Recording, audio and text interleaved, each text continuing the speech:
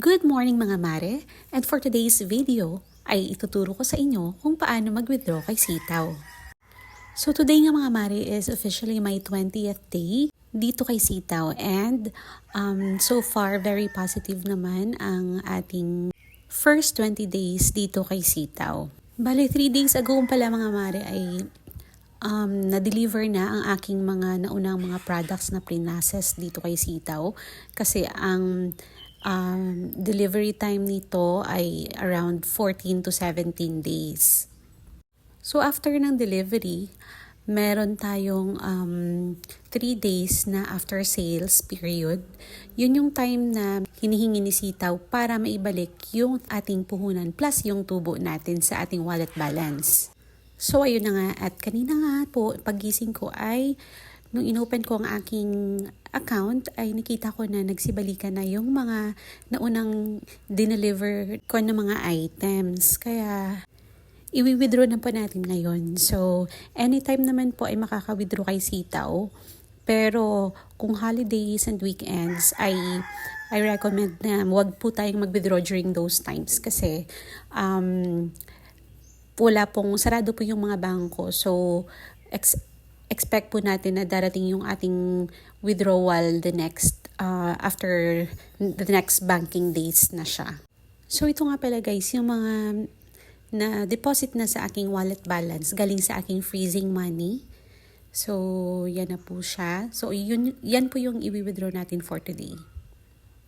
Pero bago pala tayo mag-withdraw guys, kailangan muna nating i-double check ang ating bank details para ma-sure po natin at walang magiging problema during our withdrawal process.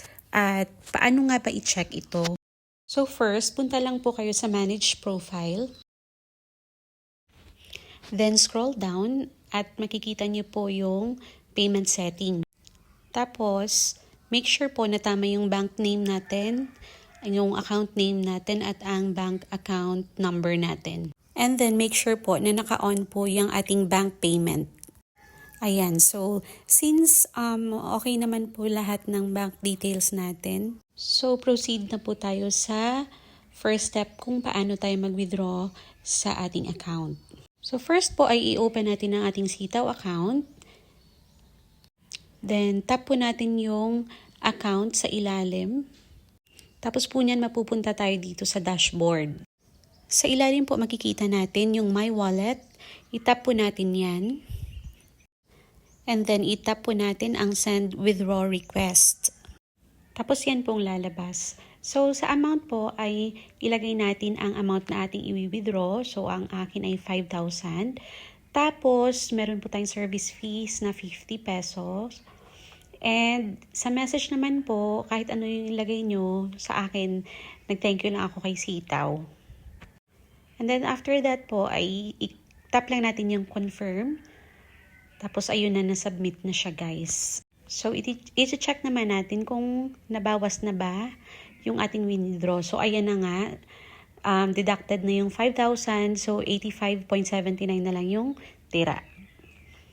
Ayan. So i-check natin sa history kung nandun na ba yung ating request. So yan sa pinakailalim.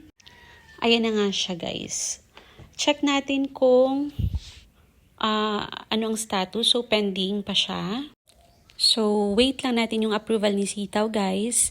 And then, after that, check natin yung ating bank account kung pumasok na ba yung ating withdrawal.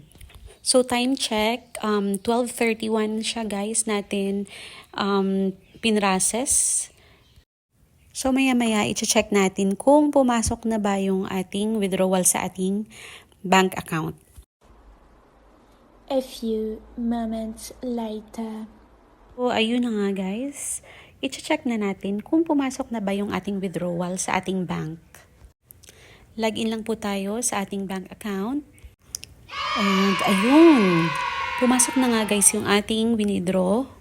And time check po ulit is 1:38 p.m. Meaning after an hour po ay pumasok na siya sa ating bank account. So 4,950 po yung pumasok since merong 1% na service fee si Sitaw. So ganun lang po siya kabilis guys mag-withdraw kay Sitaw.